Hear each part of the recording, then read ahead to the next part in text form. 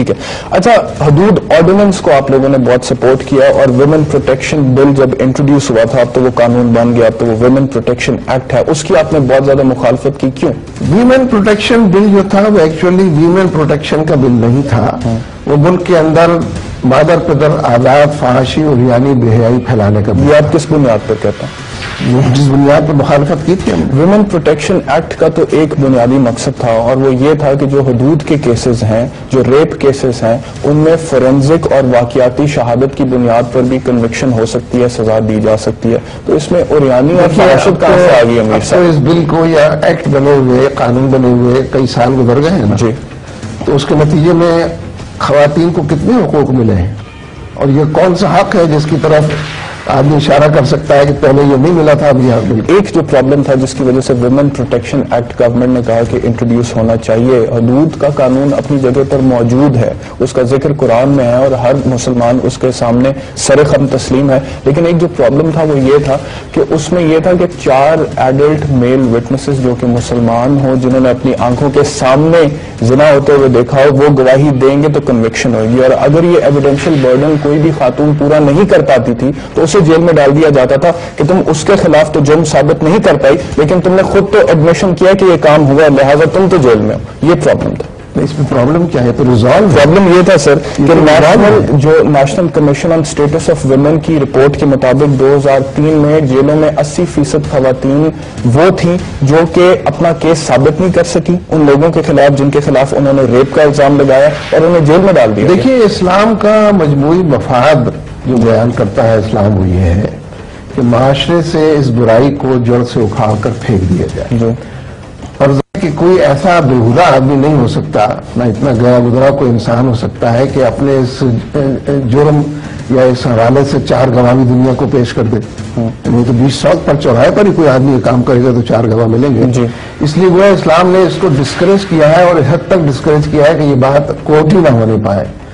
اس اعتبار سے اگر آپ دیکھیں تو اگر یہ جرم کہیں ہو جائے تو مرد کو بھی اور خواتین کو بھی اس سے گریز کرنا چاہیے کہ وہ, یعنی 4 گواہ تو نہیں ہے نا, جب 4 گواہ نہیں ہے تو مرد اور خاتون دونوں کو اس سے گریز کرنا چاہیے کہ وہ پبلکلی اس کو لوگوں کے سامنے لے کر آئیں.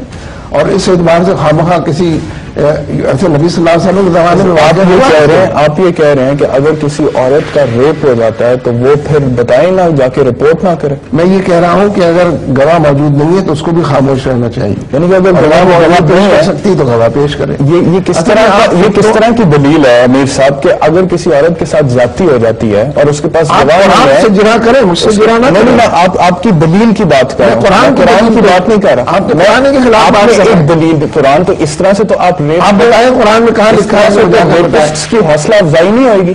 نہیں, حوصلہ افزائی تو اس کی ہوگی جب وہ پبلکلی برسر عام تمام چیزوں کو پیش کیا جائے گا تو حوصلہ افزائی ہوگی. ایک عورت کو اکیلا پا کر ایک شخص اس کے ساتھ زیادتی کرتا ہے, اسے پتا ہے کہ یہاں پہ کوئی گواہ نہیں ہے اور اسے پتا میں نکل جاؤں گا, عورت رپورٹ نہیں کرے گی. جو دلیل آپ دے رہے ہیں, جو آرگومنٹ آپ دے رہے ہیں, دلیل کو جسٹیفائی کیسے کر سکتے ہیں جو آپ دیکھیں مسئلہ دلیل کو میں تو قرآن و سنت کی بات کر رہا ہوں, آپ قرآن و سنت کے خلاف بات کرنے کی کوشش کر رہے ہیں, میں اس کو ڈسکس. اب آپ مجھ پہ فتویٰ لگا رہے ہیں.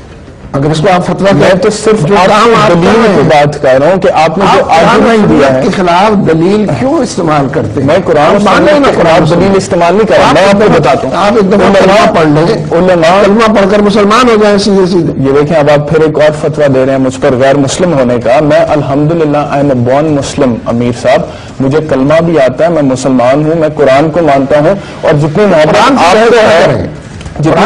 آپ کو ہے محمد مصطفیٰ صلی اللہ علیہ وآلہ وسلم سے, اتنی اور اس سے زیادہ محبت مجھے ہوگی. علماء کی بات کر رہا ہوں, مفتیان کی. قرآن پاک کو نظر آتش کیا, اس کے صف میں کھڑے ہو کر آپ قرآن کے خلاف بات. یہ آپ کیسی بات؟ اور میں آپ کو بار بار ریمائنڈ کرا رہا ہوں کہ اگر قانون ہے تو قانون کے دائرے میں بحث کی جائے اس میں. میں صرف آپ سے کہہ رہا ہوں کہ علماء کا ایک بہت بڑا طبقہ ایسا ہے جن کا خیال یہ ہے کہ یہ جو حدود لاز ہیں یہ ایک اسلامی معاشرے کے لیے قوانین بنائے گئے تھے اور ان قوانین میں کوئی پرابلم نہیں ہے, ان کو سر آنکھوں پر بٹھانا چاہیے, ان کا ذکر قرآن میں ہے. لیکن مسئلہ یہ ہے کہ ہمارا جو معاشرہ ہے یہ مصلحتوں کا شکار ہے, پرابلمز اس میں ہے.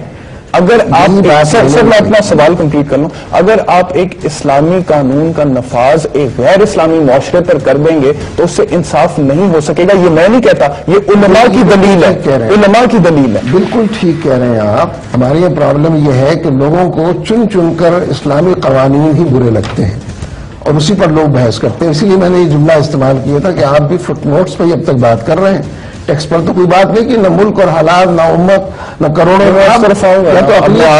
تو جب آئیں گے آپ تو آئیں گے. میں تو اس وقت آپ نے اکثریت کی بات کبھی نہیں کی، اقلیت کی بات کر رہے ہیں. آپ نے تمام قوانین کا اکثریت کی بات کرنے کے لیے آپ جو ہے آپ اکثریت کی بات کرنے کے لیے کرنے نہیں دے رہے نا. آپ میرے پاس وکیل بن کر آ گئے ہیں اقلیتوں. اچھا سر بریک لے لوں، وکیل بن کر آ گئے ہیں قرآن و سنت کی بریک لے لوں.